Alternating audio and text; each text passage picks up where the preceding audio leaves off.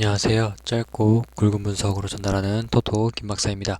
1월 10일 세리A 경기고요. 총 3경기 준비했습니다. 경기 시간 확인해 보시고요. 경기 분석 시작하도록 하겠습니다. 토토 김박사 구독과 좋아요 클릭 한 번씩 부탁드릴게요. 첫 번째로 AS 로마 대 인터밀란입니다. 로마 직전 경기 1대3 승리로 3연승에 성공했죠.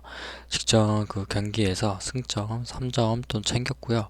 그 핵심 자원들도 충분한 휴식을 취했기에 이 부분이 긍정적인 요소로 적용이 됐습니다. 그리고 이번 시즌 그 리그 홈 경기에서는 아직까지 좀 패배가 없는 아주 좋은 루틴을 지금 밟고 있는데요.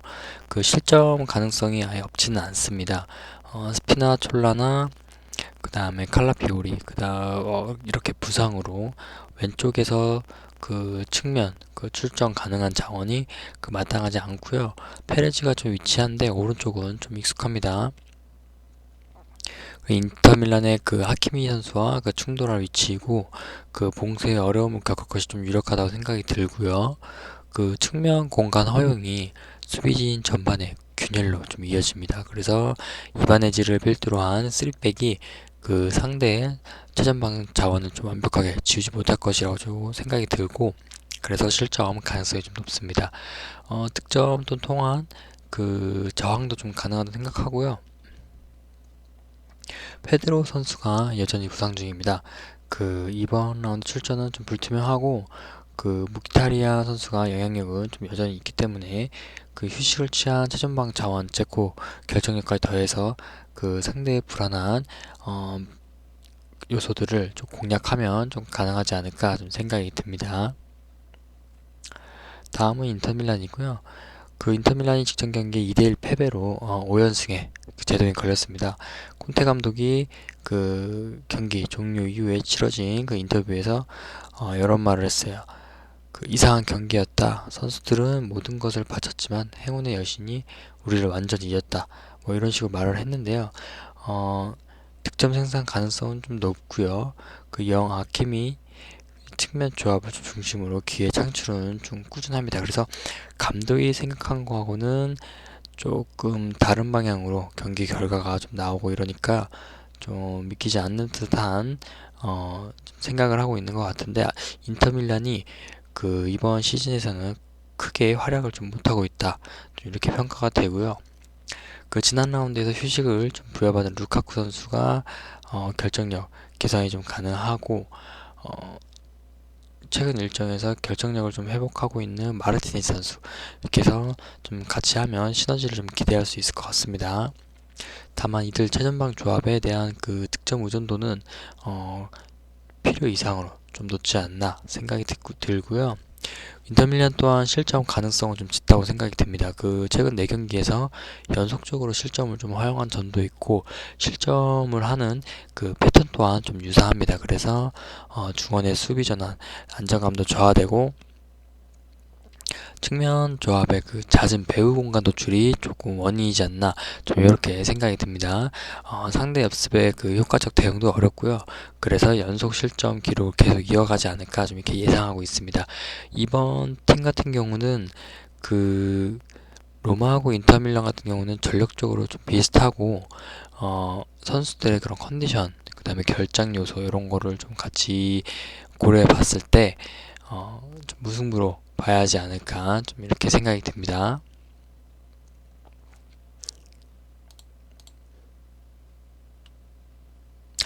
토토겐 박사 구독과 좋아요 클릭 부탁드리고요.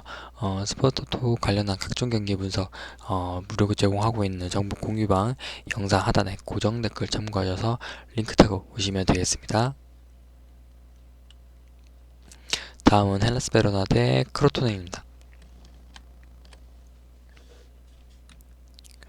직전 경기에서 그 1대1 무승부를 기록한 베로나고요. 최근 일정에서는 좀 아쉬운 성과를 좀 계속 거듭하고 있습니다. 그 5경기에서 단 1승만 챙기는데 좀 그쳤고, 그 강점으로 꼽힌 그 수비진 단단함에 좀 균형이 발생하고 있다. 그래서 조금 아쉬운 기록들을 좀 세우고 있는 원인으로 보고 있고요. 득점 생산을 조금 그래도 기대해 볼 수 있는 게 공격 전개 과정에서 측면 활용 빈도가 좀 높은 비율이 나오고 있고요. 착하니 그다음 바락 1선 측면 조합의 유연한 움직임, 그리고 디마르코와 파라온이 2선 쪽 측면 조합의 그 적극적 공격 가감이 맞물려서 꾸준한 기회 창출로 좀 이어지고 있기 때문에 득점 생산을 기대할 수 있을 것 같고요. 측면 공간 허용이 쉬운 그 상대를 좀 맞이하기 때문에 경쟁력도 좀 회복할 수 있지 않나 생각이 듭니다. 다만 최전방에 대한 그 고민은 쉽게 잡히지 않고요. 칼리니치 선수를 배치하고 있는데 리그 7경기 동안 무득점인 상황이고요. 멀티 득점을 좀 기대하기 어렵습니다. 그리고 무실점 경기를 좀 기대해 볼 만한 게 그나마 조금 기대를 할 수 있는 부분이고, 이번 시즌 리그 16경기에서 단 15실점에 그쳤고요. 수비진 안정감 또 바탕으로 승점을 좀 챙겨왔습니다. 그리고 최근 일정에서 수비 전환 안정감 저하로 그 실점을 반복하고는 있는데, 그 상대팀 역습 완성도가 크게 떨어진 이번 라운드에서는 무실점도 좀 달성할 수 있지 않을까, 좀 이렇게 예상하고 있습니다. 다음은 크로토네이고요. 직전 경기에서 1대3으로 좀 패배를 했죠. 그래서 연패 수렁에 좀 빠져있는 상황이고, 이런 연패로 갈 수 있는 원인은 또 인터밀란, 로마 등 같이 그런 강팀을 반복적으로 좀 상대했지 않나, 좀 이렇게 생각이 듭니다. 이 기간 동안 무려 9실점을 좀 허용했고요. 집중력도 이런 걸 수비진이 이번 라운드에서도 같은 문제를 좀 계속 노출할 것 같고요. 그렇기 때문에 실점으로 허용되는 건 아주 자연스러운 일이다, 이렇게 볼 수 있습니다. 크로토네 같은 경우 3백을 기반으로 그 수비진 구성에 많은 선수를 좀 배치하고 있는데요. 아무래도 조금 방어적으로 좀 경기를 치를 것 같고, 다만 그 레카, 페레이라 측면 조합의 그 수비 기여자로 인해서 수비진 전반이 좀 흔들리고 있습니다.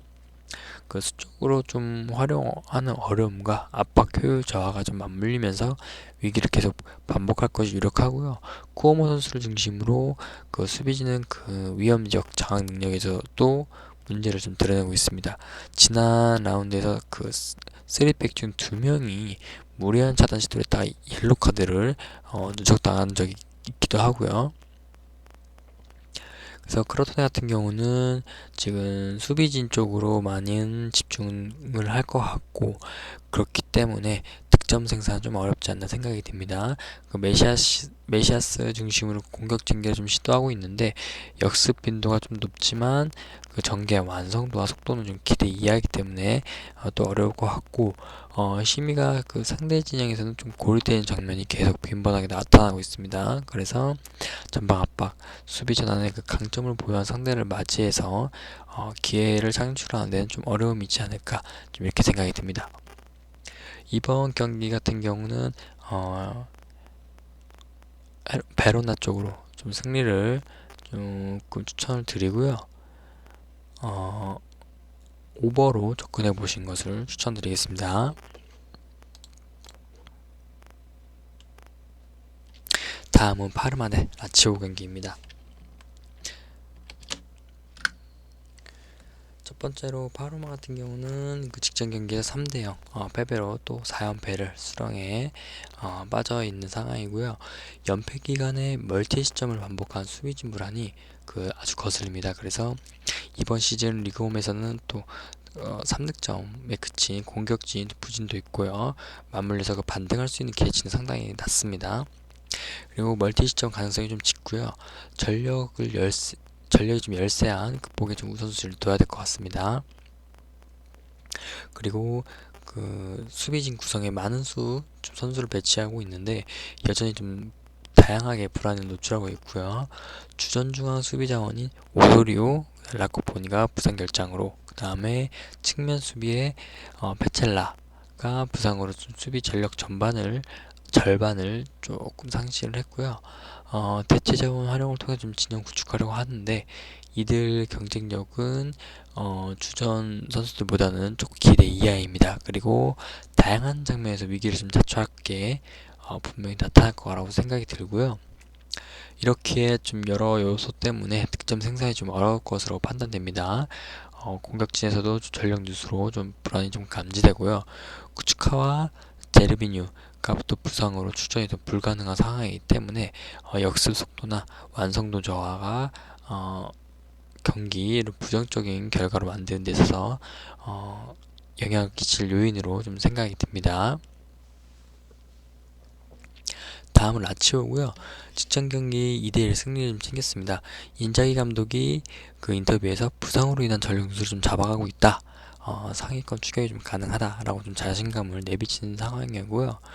이번 시즌 8번의 리그 원정 경기에서도 14득점으로 공격진 활약이 좋습니다. 이번 시즌 라치오는 좀 분위기가 되게 좋고요.